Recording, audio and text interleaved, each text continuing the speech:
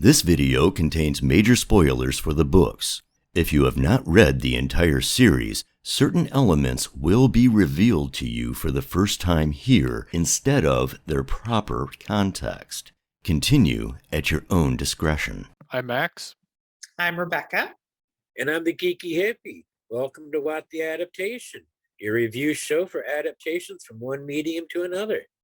Tonight, we're reviewing Wheel of Time's Episode 4, The Dragon Reborn. Let's start with Max. We're doing the scene that was your standout good or bad scene of the episode. What would you say yours is, Max? It has to be Magger. That with the fade. dagger. Yep. Let's hear why.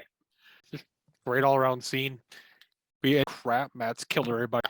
All of a sudden, he looks all possessed, holds the dagger like it's nothing, and points at a fade and says, "I see you." Well, you can't forget the Mashadar on his chin. Yeah. You forgot to wipe his face. I have to say, like, what you said about, like, thinking that, like, Matt had killed the Grinwells. Like, of course, I think we all are supposed to have that thought. And then I was like, afterwards, I'm like, this is the only time I will ever be like, oh, thank the light when a fade shows up. Because that's exactly how I reacted. I was like, oh, okay, thank goodness it wasn't Matt. Right. I admit I was a little, wouldn't have thought Matt would have killed a family anyway, even with the dagger. But I had seen a video by John from What Up, where he was talking about some, I guess you could call it leaks. It was an act by Amazon Prime video of, how they do their little like episode review or episode recap things on the Amazon Prime. And it was two still type things revealing info on two different scenes from this episode. And one of them included a recap of what happened at the Grinwells. Oh, and okay. Wow. It included the fact that it looked like Matt killed them, but then a fade shows up and you realize a fade did it. Okay. So I went into the scene knowing there was a fade there. But I also knew this is Matt. Yeah. Even with the dagger, Matt's not a family, especially has two kids. Yeah, no, that would be pretty far gone for the dagger. I mean, at that point, he hasn't had it that long. Yeah, and it's just completely, it's not in Matt's nature. Matt, no matter how far gone Matt is with the dagger, Matt's not going to kill kids. It doesn't really work that way either. Like it's, No. At least if we're going off of how the dagger works in the book, we don't really know much about it in the show, but assuming that there's some consistency there, it doesn't really work that way. Right. It's just in that moment, you're like, holy crap, what just happened? Right. And especially show Matt, who's so devoted to children.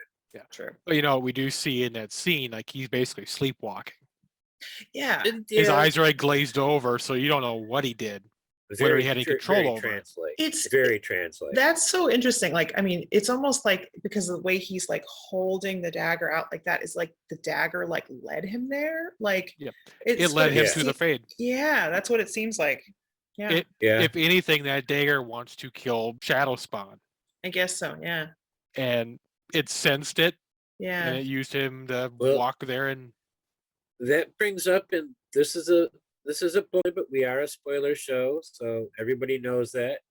It goes back to, what was it, Balthamel or Agatha said at the Eye of the World in the books, about we tracked an old enemy, an old friend. Oh, right. And, even though Mashadar Mord came about during the Trolloc Wars, long after the War of Power, long after the Forsaken were bound in Sheol, after that evil came about, they were bound. Somehow that evil is an old evil.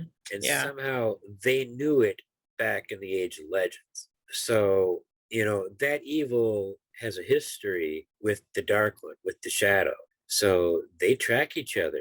Right. That's probably how the Fade found them there specifically. Yeah. Yeah, I also wanted to add that, like, I mean, I think the reason why that whole scene is so powerful too is because you had the scene previously between Matt and the little girl, Helga, which was just the way that they connected. Yeah. Rebecca, what's your what take? Good or bad? I mean, for me, like there's a lot of fantastic moments in this episode, but the most, jaw-dropping, memorable moment of the whole episode was, the whole sequence at the end culminating in a raging sun. Nynaeve is the raging sun. Yes. We're not worthy of Nynaeve. We're definitely not worthy of Nobody Nynaeve. is worthy of Queen Nynaeve. Maybe Alan Mandragoran. Maybe. No, he's not worthy. No, either. not even. Okay. Not even. He's pretty good. Not though. even, Lan. All right. Yeah, no, Nynaeve is the best. No, it was like so in some ways unexpected. Like I would never have, anticipated a scene like that going into it. But at the same time, as it's like, as you're getting closer and closer to that moment and you're seeing the destruction that's happening. And at that moment, I'm like, Nynaeve's got to heal. Like she's going to heal. Like she just can't not heal. She has to. And that was sort of like, it almost seemed like that was literally like what her, her instincts were also doing. Like she didn't know what she was doing, but she just like, she couldn't not heal. And so she did. She had to. Yeah. That's who she is. Yeah, it is who she is, and we also see, the way that like the connection that she's been forming with Lan over the past like 2 episodes is also like sort of the precipitating reason for it at that moment, because he is the most dire in that moment. He's the closest to death, and she goes to him. And she's just like, no, this man will not die. And she doesn't let him. And I'm really buying the developing relationship between those two. Yes. I never bought it in the books. There's not much there. Not much there. I never bought the relationship between the two of them, even all the way up to really? who rides for Tarmangat. None of it. Even when she forced him to ride. Okay, yeah, they're in love, they're married. Okay, sure, but I just never bought that they fell in love, because it was just like, well, they didn't skip over that part, right? We didn't see them falling in love. Yeah. Now we're actually seeing it happen, and it's so awesome. It makes sense. It's so awesome. It's beautiful watching them fall in love, because it seems so natural. Yeah. In the show, it's a lot more obvious in the books too. It needed to be, right? Yeah. We needed to see like how it's happening. And I love the things that they've pulled out from it, right? Like, she tracks him, she sneaks up on him. He is like totally flabbergasted by that. And like, that's just what is on his mind. And she kind of knows it. And he's like, I'm going back to last episode, but where he wants to know how she could have tracked him, and so there's that aspect, and they're just like layering in all these things, and it is beautiful. I'm all about it. And I can't forget the line that like I'm going back to last episode, but ooh, you actually tried to kill me. Like he's impressed. I think he just is like, she's like something that he could never have imagined. Like all these things that Nynaeve is in one person is like, it just gets him. I just wish she hadn't been interrupted by the attack. I want to know exactly what he thought she was. Exactly. I need that to come back in later in the season, where he finally says like what he always thought she was, and that he was right. I need to hear it. Did she have a horse when she caught up to them? Yes, she must have. She must have, because that's the only way she could have caught up to them. She wouldn't leave without a horse, so I'm sure she did. The thing I loved most about that scene is like they put that much awesomeness in her healing. Mm-hmm. Wait till episode 8. Yeah. It's like if that is that awesome, how awesome is 8 gonna be? Mm-hmm. With old boy channeling his shit for the first time. Oh boy. Mm-hmm. Like if she's the son. Yeah. When somebody who's a 1-1 or +1++ or whatever it is, ++1, however Jordan wrote it. I think 9 ranks above her. Yeah. Boy. And we don't really know how that power curve works. And no, this whole thing with Lan and Nynaeve though had one of the 3 great lines from the episode. Mm-hmm. You're welcome at our camp. Yep. As long as you can resist throwing someone into it. Into the campfire, as long as you can resist throwing someone into it. And then that look on her face when he walked away after saying that. She's like, yeah, that's me. That's fair. There's so many like just great lines in the show in general so far, and like there's been some really good lines just like between like Lan and Nynaeve in general. Some good stuff, and Matt, of course. Yeah, and He that always takes me, steals the show. Yeah. and that takes me to my Watt take. Yeah, The go for warder it. camp, the warder Mhm. campfire with Lan, Yvonne, Maxim, Stepan, and Nynaeve. Mhm. Just the bonding and camaraderie there was just amazing. I loved it, and the eye opening that Nynaeve got with Yeah. that, you know, seeing the warders as people, and through that seeing the Aes Sedai as people, you Yeah. know, what she learned of the Aes Sedai. And I also I really like the relationship you saw between Maximum and Yvonne. You Mhm. know, just the very casual body language that I don't think Nynaeve picked up on right away until Alana came along and took them off, and that's when she realized, oh, the three of them are gonna go and have some fun. And she's like, wait, are they? And Stepan just looks at her and grins. Yeah. That And, was and funny. then Moraine goes off to her tent, and Lance says, I'm tired too. And he gets up and walks off. And Nynaeve gets this funny look, and Stepan just looks at her, and then he grins again. Yeah. Like, Nynaeve is thinking, are those two? Because Nynaeve Yeah. is now wondering. Mhm. Nynaeve doesn't know that there's nothing between Lan and Moraine at this point. She's wondering if that's going. Yeah. But there for was sure. that other green who got one of her warders from the campfire. We didn't hear him saying anything, but there was another warder sitting at Yeah. the fire on the other side, and she walked off with her and the other her other Mhm. warder. Yeah. You know, just before I think Alana did. Yeah, I think I noticed that. Yeah. And Nynaeve noticed that, you know, and then Alana did that. It's like, She's putting some pieces together. Yeah. and she's like, wait a second, what are they doing? Wait, is this going? No, this can't. Yeah, It her was little fun. her little village life is being a little shocked there. I think. Yeah. I think. And she's obviously learning about like land too, because like that was where it began. Like they're telling stories about land, and like I love the them wanting to know how they met, and Land's like starting to like jump in and tell his version of the story, and then Nynaeve's just like, I tracked him. And he was starting to tell a very careful version of the story. Yes. Yeah. Because he was worried about what she would say. Yeah. Right. They don't want to give too much away. Yeah. But I liked how she just was like, I tracked him. I noticed that, like, Stepan and Lan and all that. Stepan's just kind of screwing with both Lan and Nynaeve at that point. Mm-hmm. Yeah, he's having fun. Yeah, he's screwing with Lan by, oh, she tracked you. Mm-hmm. And I also love the fact that Alan Mandragoran is apparently a shit horse. Yeah, what's up with that? Apparently he's a shit horseman. And speaking of that, how do you guys feel? We haven't discussed this yet. It's 4 episodes of the show and 2 or second episode. How do you guys feel about that word being used in the Wheel of Time? Wait, Shit. oh, yeah. I'm really okay with it. I assume we're gonna get some blood and bloody ashes and stuff like that as well at some point. I think Raph said wait till Uno. Yeah, he did. He said wait till Uno. So we're gonna get all that, I think. But yeah, I don't. We have gotten light. Yes. Used. Mm-hmm, that's we true. did get blood and ashes in the origin stories. Oh, okay. I didn't. The histories. Yep, the origin stories. I didn't remember that, but don't remember that. I did watch them. I just don't remember. It was the greatest warder story. Okay. Oh, okay. The commander general or whatever the warders, said bloody ashes. And, yeah. I don't know. I like it being a mix. I think there are some things that they have done in general that have given it all a more, I don't want to say modern, but like more like timeless feel. Like, it doesn't feel like what we're watching is the past.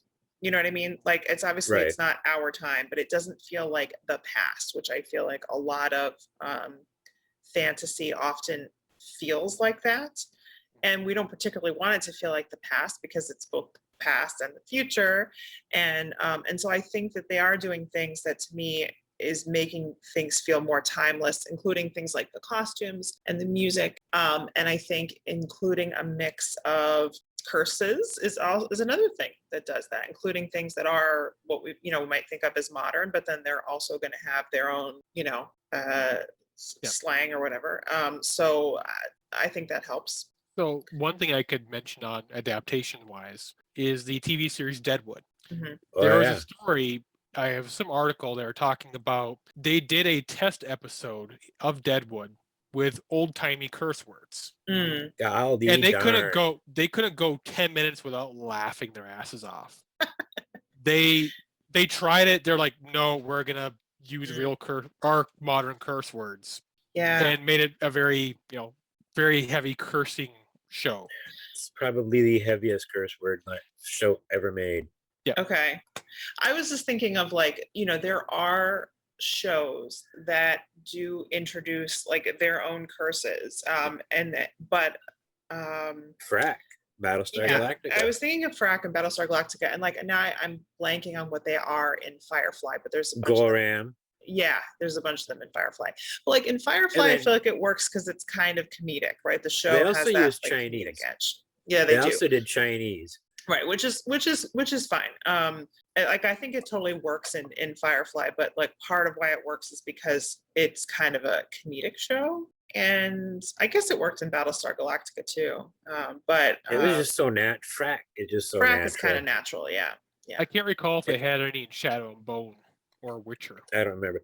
Frack has actually been adopted across television because there are nerdy characters on other TV shows who use it because of Battlestar Galactica. Because their character is nerdy enough to watch Battlestar Galactica. Yeah. So now on their shows, they're using it. I love it. There are so many shows I watch that use Frack nowadays. And I use it all the time, especially in live chats where they don't want you swearing. Mm-hmm. So, okay, I can't swear, Frack. Yeah. You could always use all the Good Place stuff and say mother forking shirt balls. Ooh, nice. I've never watched that show. I have. Oh my God, it's so good. It's got Veronica Mars on there, so yeah. In real time, if they want to get a good coach for creative cursing, Air Gordon Ramsay. Ooh. Now, see, I've contended for a long time that the cursing on the show should, when you're using dialogue from the books or basing the scene's dialogue, use the cursing of the book. Like light and bloody ashes, mother's milk in a cup, up until the point where the book then says, and so continued in language that made somebody else blush. Or somebody else go, what? Right. And then Gordon actually stops putting the actual words in quotes and just described how horrid it was. Yeah. And when that happens, that's when you hear all the real F-bombs and whatever. The seven words, George Carlin's 7 words. Mm-hmm. Well, not really, but just a couple of words, because you can say shit nowadays. And I don't think shit's gonna, even if we were monetized, I don't think shit would demonetize a video. Yeah, well, I think anything, I suppose, if it's really excessive, but I think they mainly care about the F word. Yeah. The F word, and the C words, the 2 C words. I won't use those, either of them. Even the one that's a rooster, I won't use that. Okay. But all right. That's when you drop into the actual swear words on the show. Well, it makes sense what that I've contended. That's what I've contended. All right. So next, are we ready for Taviran? Let's move on. Yeah, Taviran of the episode. I think that goes to you, Rebecca. Okay, that's me. Yeah. So who is your number one standout character of the episode? So I have to go with Logain because of the way he bookends the episode. So what I thought was, sort of moving and powerful about him in this episode. And also, even though he spends a lot of the episode eyes closed in a cage, everything is moving around him. So that's the very Taviran aspect of it. It's so much of the things that are happening are moving around him in the episode. But really it's the bookends of the episode. So the cold open that ends with him ignoring the voices that he's hearing and healing the king, getting down on his knees and inviting him to join him. That was great. I was not expecting that. That was really moving and made me really feel something for Logain, and understand why people would follow him. So I love that. And then, the very end of the episode, because I think, what happened with Nynaeve was also really important for Logain as well. His reaction, him saying like a raging sun and then being gentled. And his tears, the close up on his face as this is happening to him. And we've also had, earlier in the episode, Tom talking about what happened to his nephew after he had been gentled. So we are given some context as to what this will mean for Logain. And even Moiraine in that scene, I think there's a look on her face that as this is happening to him that she's not sure that this is the right thing. I think there's still some doubt in her as to, I don't know. That's how I took it anyway, that what Alana had said, what if we let the Reds gentle the Dragon Reborn. So there's just so many little things that are layered into that moment and all these characters reacting to it. But Logain is the heart of that. It's a good choice. What do you think of that, Max? Pretty good act. Did a pretty good job acting in that scene. The one thing I had a theory on is he may have made the King of Galdon his warder. Oh. Because several possibilities there, but as soon as that king was killed, they shifted the camera to Logain and him breaking out of that shield. Was that the timing of it? I'd have to go back and look. Pretty close. Yeah, I hadn't noticed that either. It was pretty close because it was before Stepan came in and attacked with the axes, and before the other sisters came in to re-shield him. Mm-hmm. So I think it was when he initially pushed everybody back, Okay. or around that time frame. Yeah. And if you consider that as a possibility, it could also imply why that tear came down his eye too. That's a good idea. That's a good thought. And how they managed to find him. Yeah, well, that would be interesting. Actually, it would be smart for him to bond someone. And as we know, he was learning some weaves he shouldn't have any right to learn. That's a good possibility. Interesting. Yeah, I like the choices. I like your choice of Logain. He was pretty awesome. I really enjoyed that opening scene at in Galdon. Man, like I said, that musical cue when he knelt down. Yeah. It was like it was like something out of some religious movie. Yeah. It like Jesus, healing the sick or something is what it sounded like. And I'm just like, what the heck? This is like, it was like, wow, it was like rapturous music going on when he knelt to the king. He was like, I'll take anybody, even my enemy, join me. I'm like, oh, wow, this is like, okay. Maybe this guy is the dragon. I started wondering, is he the dragon? Is the other guy that we're expecting to be the dragon like thrown out the window? Okay, maybe he is. I was almost convinced for a minute there. Yeah. And I had to convince myself, no, they're going with the book. They're not changing it that much. So yeah, I like that idea. And so far, Logain, I was doubtful, about Alvaro Morte. Not that he couldn't act the part, play the role, but it's just the fact that he's so old. He's my age or older. He's actually playing like 15, 20 years younger than himself. Yeah. Which actors do a lot. Yeah, he's playing like they did makeup and hair to make him look a lot younger. He's playing like 30. Yeah, I think 30 is about right, because at some point I think Lan says he's like 10 years too old. Yeah, a decade too old. Yeah. He's a good adaptation of Logain. I still wonder why they chose somebody so old and why they went old with him instead of young, but okay, it's working. Maybe they wanted to have somebody a bit more gone to the madness, which, so far I'm seeing it makes sense, Yeah. That works, having Elisha and whatever the other what somebody on Twitter calling it taint puppets is what somebody that's what the Twitter name for it. There's already a Twitter account. There's already a Twitter account named Taint Puppet. Oh, I haven't come across that yet. It's a good name for those figures that appeared next to him when they were talking in his ear. It's just a good thing he doesn't listen to him. So yeah, that was kind of cool. Anyway, what So- about you, Max? It has to basically be the whole Matt segment with the girl and the Fade. Okay. Which one was your tavern though, Matt? Yeah. Okay. Matt. I was saying that whole segment with Matt, where Yeah. he's interacting with the girl, talking with her, the family interactions before finally you see him going towards the Fade. Yeah. To me, it's a stellar performance. Mm-hmm. Barney is just I'm loving amazing. Matt so much in the show so far, which was kind of a surprise to me because I did not love him until book 3. Just like really didn't like him. So yeah, I love show Matt. They did a lot to do that by making Yeah. his parents crap. I mean, I'm so glad they did because there's just so many more layers and nuance to the character at this point than there was at the same point in the book. So I love it. Well, I mean, those layers were there. You just didn't see them.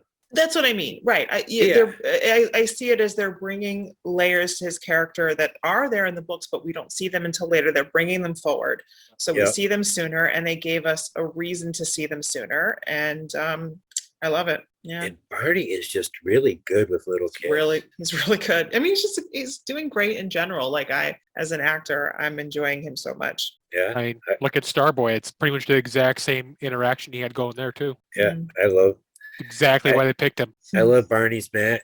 I really do. And I really, really regret he's not coming back for season 2. I have hope that what they'll end up doing is they'll just recast Matt every season for 7 seasons. No, Check this out. Recast them every season until we've had 7 Matts. And then for season 8, bring Barney back for the final season.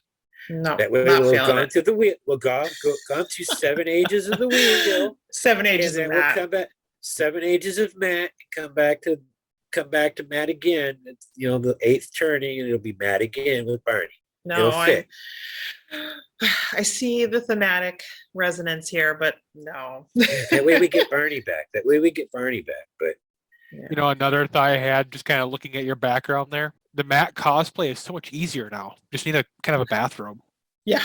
yeah, I got to get better at pointing at everybody here. It's opposite what my Yeah. instinct wants to point.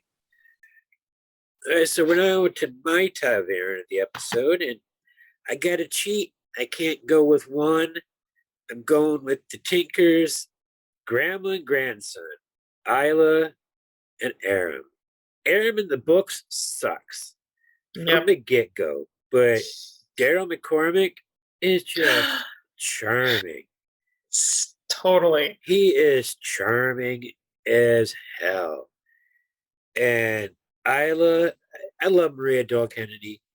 And before she was even cast, I wanted her for the show. Years ago, I wanted her for Elida. Mhm. And when she was cast, I was super excited. I thought, yay, she's Elida. I was sure of it. And then we found out she was Isla. And I was like, what? Was surprising. That's a waste. No, it's not a waste. She is amazing. The scenes with the She is two really good. the scenes with the two Tinkers have just been amazing. I mean, go figure, the Geeky Hippie. I mean, go figure. I like the Tinkers. I mean, Me too. I just Isla and Perrin. Those scenes are just absolutely powerful. I've always loved the Tinker scenes with Perrin. It just I always found them quite moving, and just the turmoil it puts Perrin through because he so wants to walk, that path. And I just think what they did, what McCormick and Maria Dole Kennedy did this episode it was stellar. I mean, Aram is just so understanding, and Isla is just so compassionate and understanding. It blows my mind, and so I have to give it to the two of them. Yeah. I mean, I can't really argue. Like, they're both knocking it out of the park, doing wonderful scenes and making these characters really rich. And you're right. Like, Aram in the book is like just not that likable. Like he's kind of, a brat, or just, I don't know. He's got a chip on his shoulder. He's got something that's not quite right. And it'll be really interesting to see where their character goes in the show. But I love that they've made him, they're showing that he's not really a believer, right? He doesn't believe in the song. And he the rituals and stuff like that, like, but it's there's no anger in him at this point, it just, and I really like the way they added the bit about how when they're 20 they go out in the world and then they make sure that this is, for them. They make sure that this is what they want. And but that you see so much, so much charm and so much kindness in him. And I love it.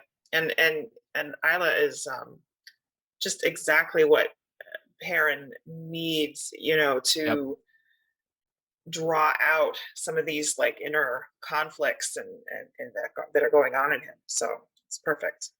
Yeah. Wicked Man. I said, that's Yeah. exactly it. You can't say much more. Yeah, they're just they're It was brilliant. a powerful scene, Mhm. Yeah. It's all around great. And, between the three of them, like, it was hard to choose which one. Yeah.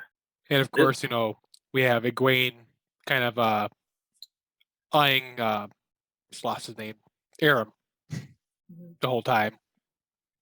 Rand's Playing him? Huh?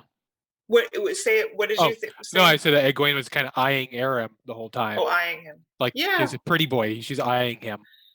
Well, he's Yeah. not just pretty though. I mean, he is very pretty, but because he was supposed to be pretty in the book as well. But I don't blame her. I mean, he is truly charming. Like, he is noticeably pretty. Yes, but I think it's just like there's just something about him. Like he's very appealing, as a not just in his looks, but as a person. I don't blame her, and I like that they had it as like he recognizes without being told that she is in love with someone else, and he brings it up. So in the book, I think he would have just like he wouldn't have cared, right? He just would have like flirted with her and tried to get her attention and all that.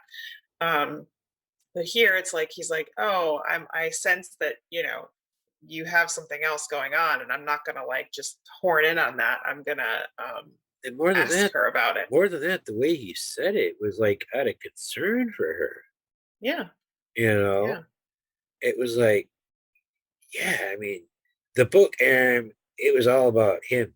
What he could get out of Egwene. That's right. Yeah. This Aram, it's like he really seems caring and kind Very and compassionate. Yeah. And I mean, he might not be a true believer in the way of the leaf, in the pacifism, but in all the other trappings of the belief system of the Tinkers, I think he is there. The loving and the caring and the compassion. Sure. Yeah. That the Tinkers have, I think he has all that. Right. He just which is great. Yeah. He just might be questioning, staying with some of the beliefs of like the song and maybe possibly the whole the nature of the way of the leaf, the dependence, the belief in the reincarnation and all that. Some of those older traditions he might be doubting. So something I would add to this is that his likability now is just going to make it hit so much harder later. Oh God, yeah. That's why I like it, because it'll be really more interesting to see the journey that he goes on, and I might actually be invested in it. Whereas in the book, you're just kind of like, well, I never really liked you in the first place, so I'm just not that really interested in what's happening with you. Yeah, I tweeted about that the other day, that my heart was breaking for him. Yeah. Just watching that, because knowing that if they, there's two options. They do his storyline, or that shot from the trailer where we see Perrin and Egwene being surrounded by the white cloaks, and there's Aram laying crumpled on the ground. Yeah. We don't know if he's dead or alive laying there. Yeah. that there could be the end of his story for all we It know. could be. I I mean, was I going hope to- not. I I hope they was- can yeah. bring Daryl McCormack back and do more. 'Cause he's Yeah. great. I was going to That's what mention I'm that hoping. scene.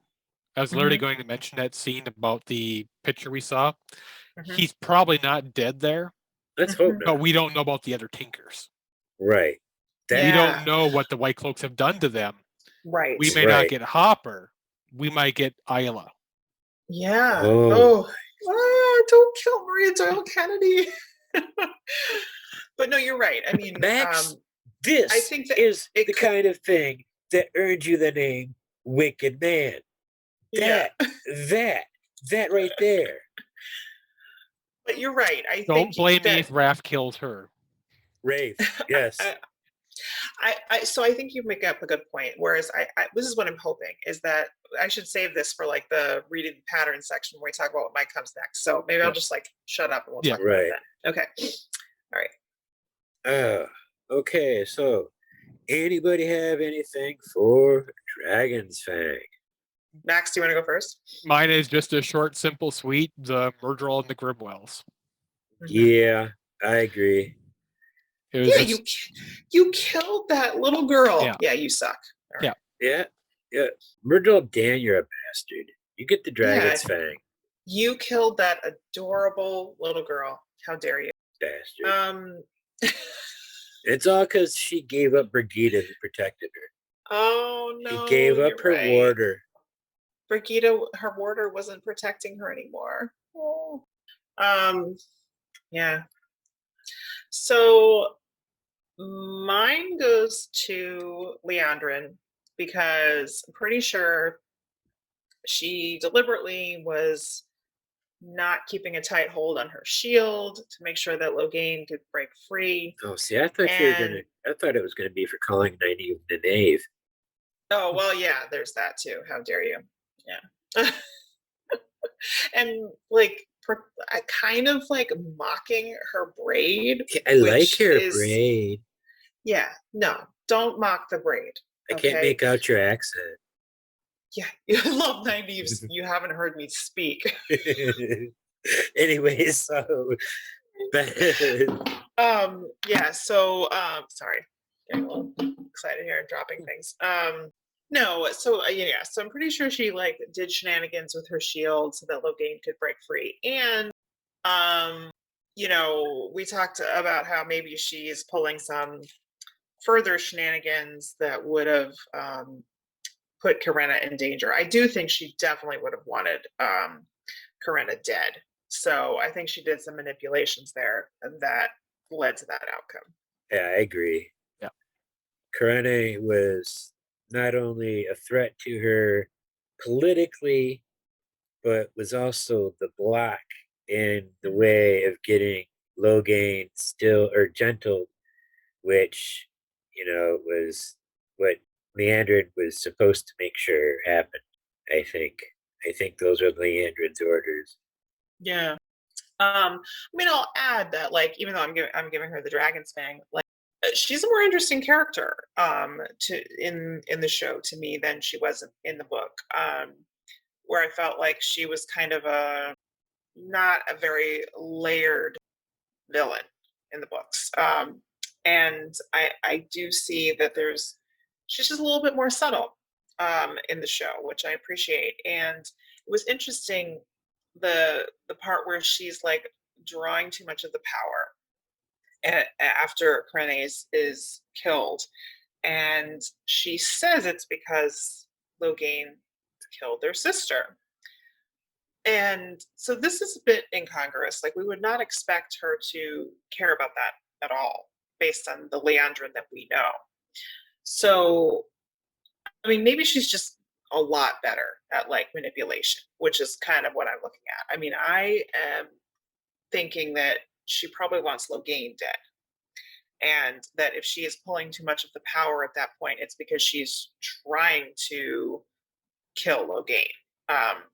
Or, you know, do something that would allow that to happen, rather than actually being upset about Corinna dying. But I don't know what you guys think. But like I said, she's a more interesting and more subtle character. I think a lot of the reason why she's more interesting, more subtle. In just the writing, it's Kate Fleetwood, Oh yeah, who's totally. I've seen her in one other thing that I can think of. She was on Victoria. She played the sister to Queen Mhm. Victoria, I think I it haven't seen was. that. Yeah, Victoria, the one with Jenna Louise Coleman from Doctor Who, played Queen Victoria. She's Victoria's sister, or half sister, I guess. She's just amazing. She's an incredible actress. She is.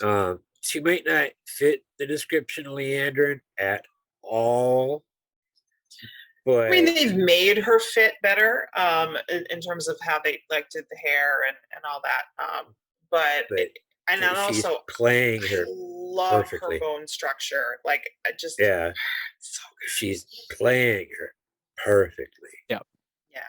It just, I saw yeah. her as Lady Macbeth. She's fantastic. Oh, in a film or on stage? I saw her on stage. Nice. Where was this? New York. In New York. Oh, wow. With Patrick Stewart. Amazing.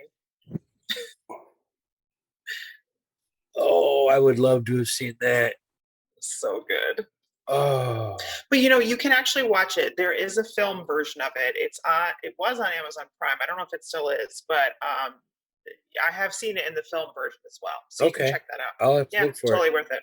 Yeah. Because, I mean, I love Patrick Stewart, and Oh yeah. she's me too. amazing. So, yeah, I'd give it, It's really I'd good. take any chance to watch her and something. As soon as I found out she was cast, I was excited. Me too. So, Me too. I mean, it was like, really? As Leandrin? Well, okay, that works. Bring it. I mean, not the character I would have picked, but I mean, I personally would have picked her for Lida if I was casting somebody other than Maria Doyle Kennedy. She could have done that too. She would have been brilliant as Lida. But this is fun. I love it. Yeah. Yep. So all right. what about you? Do you have a dragon's fang or no? We covered it. Yep. The Fade, killing the Grinwells. I mean, you don't kill Helga. That's just no.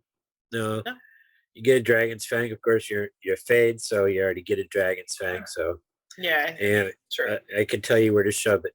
That Fade, damn Fade. All right. No hiding in the shadows for you, Fade. All right, so we go on to another turning of the wheel. This is our category of adaptation. What's the biggest change that we saw from the books to the show? I go first on this one. I'm going to pick the whole storyline we saw at the Grinwells. I think it was a good adaptation of what we saw in Eye of the World, of all the different farms and villages that the boys stopped at, where they either slept under hedges or slept in barns and haylofts and all that, worked at farms for different families. You're only able to do that really once on the show, unless you're doing like 13, 14, 15 episodes per season. Right. So with 8 episodes, you can only do it once. So crunch it down. The Grinwells, that's like the one name that everybody remembers. I think it's the only name we were ever given for a family and a farm. So you make it there. They ran into a Fade or was it Kings? Which city was it? Whitebridge? It was Whitebridge they ran into. There's a Fade in Whitebridge. That's the one that Tom has to fight. Time fight. So you add that in here. They ran in. Well, they saw a Fade talking to a bar, tavern keeper or something in one of the towns while they were getting onto a wagon. That was the last one. I forget what the name of it is, but the last village, yeah. Yep. So they encountered a Fade in 2 different places. One was a fight, with where Tom saved them. So you combine all these together, and you basically get what we got here with the slaughter of a family. Don't like the slaughter of the family, but that's what you're gonna have when you get the Fade. It takes over for the ruining of a town. Of course, for all we know, we might still get something along the lines of Whitebridge getting devastated, but I don't have I don't think so. I have a feeling we Because won't. there won't be any more big like set pieces for them, I doubt. I mean, Rafe kind of warned us like the big, big changes in Matt and Perrin's, story were like, well, we can't have 15 different locations. Right. We Yep. have to Right. cut it down. So Yeah, so I don't think we're going to see anything more, but it is, that's probably it. So I think it's a good adaptation. I mean, there's so little of the books in this episode. I mean, Yeah. there's hints of the books in this episode outside of Perrin and Egwene. I mean, that's the they were closest. that was the most similar. Yeah. Yeah, that was the most like the books. But and I'm not Glenn Buey at all this episode. No. The book purist in me sitting back and like, okay, take it. Go ahead, Glenn. You can enjoy this episode because this episode was just damn good, and I really enjoyed the way. I really enjoyed the adaptation and change, the way they did everything with, especially with the Grinwells. They boiled all that down, the essence of their travels down, Mm-hmm. and the essence down with Tom and Matt and Rand, and down to what we saw tonight. It worked. I think it worked. But, I can't imagine trying to do it any other way at this point, unless you had more episodes than 8 episodes. Mm-hmm. So, and even two more episodes wouldn't be enough. You'd have to go 13 episodes, which really would have Nobody does. Yeah. Well, sometimes 13 happens, but 13 would have made sense thematically. Yeah. I will mention that there's one little bit that I thought was kind of in this for Matt and Rand in this episode that was kind of pulled from the books was when they're in the barn and Rand says to Matt basically like, I'm here, I'm not going to leave you, that whole thing. And because there were both of those kind of moments for the two of them on the road in the book where like, each of them is kind of like, being there for the other one when because they're both sick at different points. And Yep. And so it was kind of like that. But you're right, there's very little that's like a direct lift. This scene is, exactly from the book. But it's more like you take all these elements that people remember from those sequences in the book and you rearrange them and you turn it into something that is much more streamlined but has that essence of their experience. So, Rebecca, what was your I'm next. Okay. So as you mentioned, I would say, the Perrin and Egwene storyline in this episode was the most similar to the books. I don't think there was, major departures there. So for me, I think the biggest thing, if you really look at it from a macro perspective, was the combination of having Moiraine and Lan and Nynaeve meet up with the party of Aes Sedai and Logain. And everything that happened in that part of this episode stemmed from that decision. Like, we're going to bring these groups together. And what I love is, if you think about what Moiraine and Lan and Nynaeve are doing in this section of the book when they're separated from the others, they're not doing much. Like, they're just tracking the others. You have a couple Nynaeve chapters where we basically see their they're tracking the others. They're trying to follow them and find them. And, we can kind of infer that there's some stuff happening, but we never really see scenes of it, right? We don't really see scenes of Nynaeve and Lan falling in love. And they're not doing anything particularly interesting. But here you get all of these really rich scenes by bringing these groups together. And of course, the decision also to put more of Logain's story on screen, where it was all off screen in the eye of the world. And, so he's an interesting character, and there's all these great benefits of getting to see a man who can channel, see something of what the madness might look like, see what it looks like to have all these followers, and the damage that they can do to have all these people following you because they believe that you're the dragon reborn, and to see what a man goes through when he is gentle. There's so much richness that we get from including Logain's storyline, and I wasn't sure how they would do it, but in this, we've really seen that we're only really seeing that in connection with our main group, right? We weren't just like off following Logain episodes ago. He comes into the story when Moiraine meets him, and so I think it was a great choice, and we get all Nynaeve learning about Aes Sedai and warders, and you get to see some of the dynamics among the sisters. You just basically get all of this information that we don't get until much later in the story, and you get to bring it forward, and you give these three essential characters something really interesting to do in these scenes. I agree. But I mean, it's all completely different. Nothing about that is the same. There was not there. Yeah. Yeah, it was just wasn't. None of that happened. But yet everything worked. Yeah. It was some of my favorite stuff in this show yet. Yeah. And it was all completely original. Mm-hmm. I mean, it's not even something that you could infer from the books, because none of it. No. I mean, there might be one or two things that, like her walking up and finding him with his little prayer. Yeah, that might have happened in the book, in the time of the books. Yeah. But Jordan just didn't write about it. And you could have had, the sisters have captured Logain. That happened in the book, and they're taking him, towards Tar Valon. That happens. And I suppose you could have a thing where some of his followers try to break him free and they're not successful. Like, we don't know about any of that, but that could have happened. But Lan, Moiraine, and Nynaeve were nowhere near them. Right. They were not with them. So yeah, but you're right. Very little of this, could have occurred how we saw it in the book.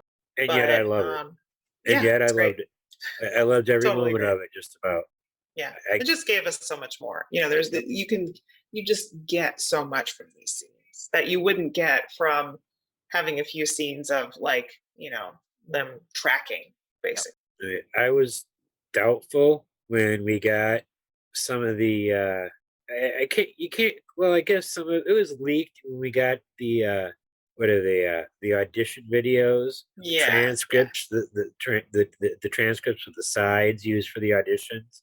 Right. There were tapes of like women auditioning for Leandrin, and it had a lot of these and scenes several of these scenes, and we were picking up on the fact that Lan, Nynaeve, and Moiraine were going to be hooking up with these. We're like, oh, okay, so that's happening.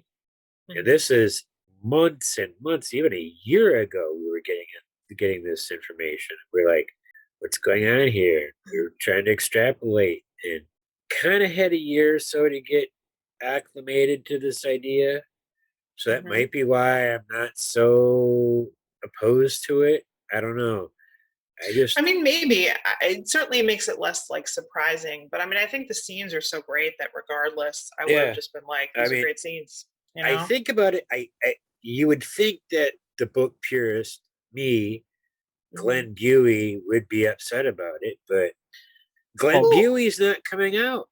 Something I can say from the fan base is that a lot of the book purists really did want to add more to Logain's story. Yeah.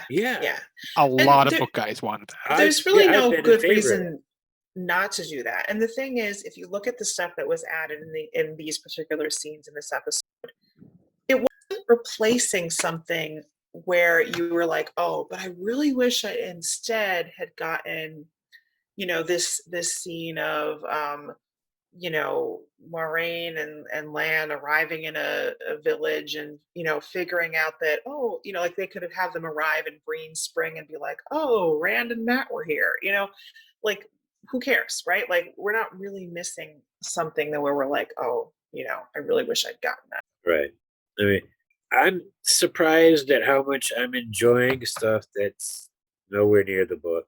I used to get so upset watching the Dusty Wheel when they would do their adaptation, their live adaptation, Oh, and they would cut stuff, and I'd be in the chat. No, you cannot the only one change that this. really made me mad was them being like, "Oh, let's cut Loyal." Like, how dare you?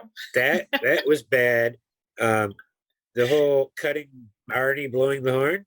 Oh Having yeah, Matt well there blowing was the horn, that. Yeah. That And then I was just like, "Come on, that's not that gonna was happen." that was horrible. Let Barney That blow. yes. Now that's gonna be like Donald blow. Doesn't work as good. Donald better Have blow to- that horn. We'll come up with another one. So Anyway, what do you got for us, Max? Mine basically has to do with channeling in this episode and how they may have changed some of the mechanics around shielding. We know that they made a lot of the channeling more visible to non-channelers. We know there are certain effects that even though, say, Logain can't actually see Nynaeve wielding the healing, there are certain light effects that are happening that he can see. And like with the shielding, there are some aspects in the books and in the show that they work together, but other parts that are like, what's going on here? For shielding, normally when the shield takes place, they're just cut off from the source. They can't even grab it and wield it. But in the show, he has almost like a physical shield around him, almost like Sadar is covering him, and Sidane's on the inside trying to get out. And he's like doing stuff inside that shield. But from how the books work, he shouldn't be able to do anything in there except for trying to get out of the shield. And when Stepan's axe broke the Sadar barrier, his Sadane just kind of destroyed and sent shrapnel everywhere. Yeah. And that's like that. Shields are a spirit weave; they're not a physical construct. right. But in this, is like they were a physical shield; they were holding him in place. If he's being shielded, he could run off. But in this case, the shield's actually holding him down. There might have been two separate weaves going on there at the same time. It's hard to say. It could be a number of things. We don't really know. I know some people were mad that Nynaeve's healing weave, for instance, healed everyone in the room. But we do have cases where that did actually happen in the books. Someone had mentioned like Nynaeve healed someone with a grievous injury, but small cuts on them around her were healed as well. So that is in the books. We know you don't have to be physically touching someone to heal them. Right. Otherwise, Rand would never been able to heal Bella while he's 3 horses ahead of her. Refresher. Oh, right. Yeah. Yep. Yeah. Right. Maybe different weave, but yeah, same kind of idea. Notice right. Nynaeve does not leave scars when she heals, and neither did Logain. When Logain healed the king's shoulder, he didn't leave the scar. There was no scar left. Well, in the books, we know that Nynaeve used the correct healing weave, whereas Asadi used the battle healing weave. They use 3. They only use 3 powers, where Nynaeve uses all 5. Yeah, they're doing like the conserving power medic type. Gotcha. Healing you on the spot using your own healing to do it. That I think they literally said that someone like a Forsaken or somebody mentioned that it's like they're like MASH, Okay. You see, I'll admit I'm disappointed so far with the weaves and how the one power looks. I mean, yeah, it's pretty to look at, but it just looks like regular any old magic from any old fantasy story to me. It doesn't look like the ingenious, creative weaves and the one power that has rules to it that the Wheel of Time has. It's not right to me. It's not what I was hoping for. You don't see actual weaves. Nothing looks like. The only thing that looked like a weave of any sort was when she called down lightning in the first episode, when it went into a helix. That's the closest to looking like any sort of woven feature that we've seen yet. Everything else has just been, my 2 thoughts on that is like we have the Nynaeve segments of healing, and that just makes me anticipate Rand seeing at the end of the series even more. Yeah. Just by how spectacular it looked. It's just going to be insane. But as far as like seeing the actual weaves, I think come season 2, when we get into the tower, we're going to start seeing more close up, minute, the weaves actually doing the things. As they're actually training them, so it's obvious to the reader or the viewer what they're actually doing. And hopefully see different colors of threads for each different power. Yep. Maybe, yeah. That's what I think will happen, but it could go either way. Yep. All right, so now we come to reading the pattern, the predictions for the next episode or rest of the season. based on what we know from the books and or the trailers and so far this season. Max, you're up next. What do you got for the rest of the season? Well, I'll cheat and read off what IMDb lists for the episode. Wow, I never would have thought of doing that. Yeah. It says, Perrin and Egwene run into a familiar face. Matt and Rand sees a strange one. Moraine and Lan mourn their loss. To me, it's obvious that Perrin and Egwene are going to meet Valda. Mm-hmm. And there's a very good possibility in my mind that they're going to attack the Tinkers. Yeah. Sounds good. The Matt and Rand see a strange one, they're gonna meet Loyal. Yeah. Possibly at Tarvalon. Because I think that's kind of where people were theorizing they're gonna meet him at some inn near Tarvalon. And obviously Moraine and Lan are gonna mourn Kareen and probably meet at Tarvalon. And if we're lucky, that's where we see that one short clip we saw with Nynaeve and Egwene meeting up in the tower. I don't. Go ahead, Rebecca. No, go for it. I don't think that particular, the Nynaeve and Egwene meeting up in Tarvalon, I don't think that particular reunion's going to happen until episode 6. I agree with that. Yeah. The Flame of Tarvalon. Mm-hmm. My prediction, I fully agree with you on what's probably going to happen next week, this next episode. My predictions for what's coming up next actually go towards episode 6, The Flame of Tarvalon, for which we'll have a special guest, by the way, everybody. My prediction for that is Moraine's going to be in deep doo-doo for what everybody just did this episode in gentling Logain. And it's going to be on Moraine's head because she's the one who's the most powerful channeler there, and she's the one who should have been, no, we shouldn't do this, even though she's not the one who should be the head of the mission, the mission, the envoy, the group that should. But you're probably, saying, like, since Karenni died, she was the official head of the mission, and since she died, it then should go to whoever was the most powerful. The official head of the mission was Karenni, and if Moiraine hadn't been there when Karenni died, it would have gone probably to Liandrin, I'm guessing. Yeah. Just it seemed like Liandrin was the second most powerful, not just maybe in channeling ability, but I'm not sure between her and Alana, but either, yeah, possibly. But in influence, it seems Liandrin had the most influence. But with Moiraine showing up and her ability in the one power, that throws everything, that muddles everything up. Now, they haven't introduced to the viewers yet the Aes Sedai pecking order system, which I think they could easily do in one episode. This next episode. And this would be the perfect way to do that.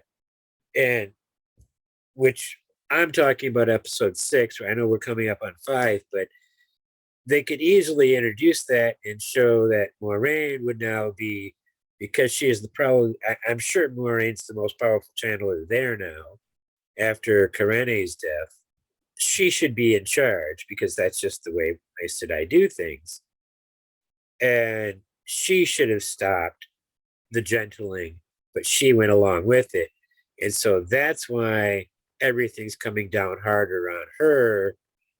At least it seems like that from what we see in the trailers there in the hall of the sitters. And why she's sitting there with everybody else in the hall. Because she took part in it, and why she's probably going to be taking some oath or something on the oath rack. That's my guess. Okay. I can't know for sure. That's just my guess. I'll kind of build off a little bit on some of the things that Max said, where I think for the White Cloaks, I agree that they're going to, I don't know if they'll like just straight out attack the Tinkers but they'll come across the Tinkers and probably seeing Perrin and Egwene there, warning bells are going to go off because they were already kind of like encountering them and had some, questions about them. So things are going to go in a bad direction there. What I'm hoping is that when we see that shot in the trailer where Aram is lying on the ground, I hope that he's alive, but I hope that that we get to see him sort of like witness, perhaps some harm comes to the Tinkers, which I'm not hoping for, but it would be, interesting from his, character standpoint if it did. But even if that doesn't happen, he'll be seeing Egwene and Perrin being taken, and he's not going to be able to do anything about it. Following the way of the leaf, there's nothing he can do about it. And I think that if they're keeping Aram around and developing his character in the way that happens in the books, then this could be a really interesting moment in that direction that his character takes. So, and then I think we'll have, some pretty interesting scenes of like Egwene and Perrin with the White Cloaks. I also am going to predict that when it comes time for them to escape, they're not going to have the level of help that they had in the book, that they will get help from the wolves. The wolves will help Perrin escape. And, maybe Egwene will have to do some more potent channeling as well to get them out.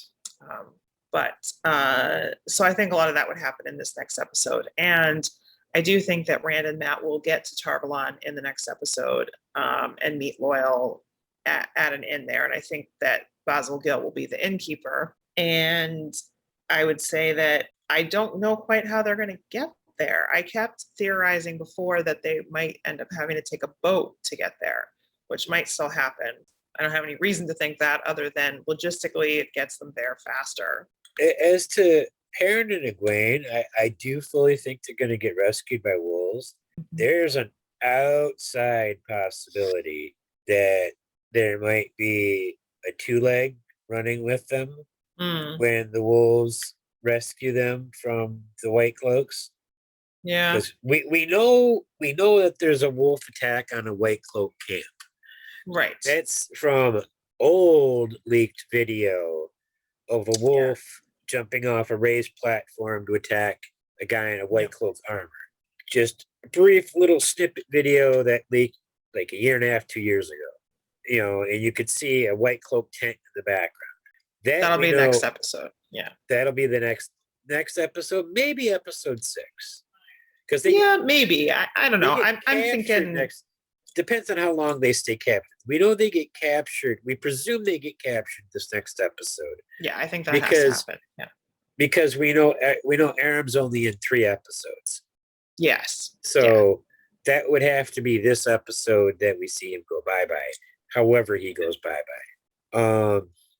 Hopefully just temporarily bye-bye. Hopefully. Because gosh, I want him back when we go back to the Two Rivers so bad. So here's one. And I figure if they do carry out his storyline and he does take something out of that barrel next to the door, when he does that, I think he's going to shave his head too. He's going to get rid of all those dreads. Okay.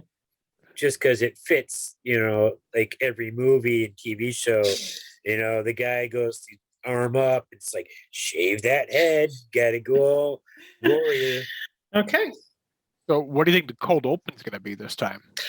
I don't know. I have ideas for every other remaining episode what the cold open will be, except for episode 5. I don't know. Because title is what? Blood Calls Blood? Mm-hmm. Wasn't that something with Fane in It Faldara? was. Yeah, it was. Yeah, but Fane's only supposed to be in 1 episode. Maybe. I mean, I don't know. IMDb now has him listed in episode 7 and 8 as well. I don't know if I trust that because IMDb can definitely be wrong. Yes. I was just on the page. But maybe. It might list him on this one. I'm not sure. No, it's episode 1 and 7 and 8 is where he's listed. So I don't think he'll actually appear. But there could be hints of him again. I hope that there will. There have been hints of him. Oh, whistles. Yeah. So I wasn't clicked into the episode. Mm-hmm. But guess who is on the episode list? For episode 5? Valda. Valda. Yeah. We'll Yeah. definitely we're gonna see Valda. Logain's on the list. Yeah, that makes sense. Let's see. Aram, Ivan, Macam, Yeah. Rain. Okay. Yeah, makes sense. Yeah. Oh, and Loyal. Yes, Loyal is Yep. definitely in there. Yeah. Yep. We knew he was at the table read for this episode. He had the Yep. script. So But nothing that really indicates a cold opening character. we that I have can see. nothing. I don't think we have anything to go on for this. I really don't know what it's going to be. It'll be fun to be surprised. I have no idea. It might be the White Cloaks attacking. I really do think they're attacking the Tinker Caravan. The Tinker Caravan Maybe. scatters. Maybe the cold opening is the wolf attack. But like, it seems like it's too early for that, and like The all the wolf other attack ones would have be been after- flashbacks. Like, I don't know. Every other cold open has been a flashback. The wolves would be attacking after they've been captured back. Yeah. So the flashback, I have no idea. I mean, unless they decide to do a flash forward, but that would be super confusing after they've been doing Yeah. flashbacks the whole time. That's why they found Pear and the wolves attacked them, and they followed the wolves and they found the Tinkers. Mm, Never know. maybe. Well, I am very curious about the cold open because I truly don't know. I feel like I have an idea of what all the rest of them are going to be, but not this one. So that leaves just a category that we don't always have, and I hate to admit to, and all those ILR peers out there on Twitter are gonna love to hear me say, but I have toe. That's the category, that's the segment of our show where one of us, whoever has it, says it, admits to being wrong about something they said before. Well, I said the Tinker Wagons don't have color, but boom. As you can see by the picture I just put on screen, yeah, the Tinker Wagons do have plenty of color. I'm sorry, I was wrong. I have toe. And then a few weeks ago, I said this picture here was random them standing on a city wall. But as you can see, when they backed out from it, and you can see it in the episode, no, they were clearly standing on cliffs.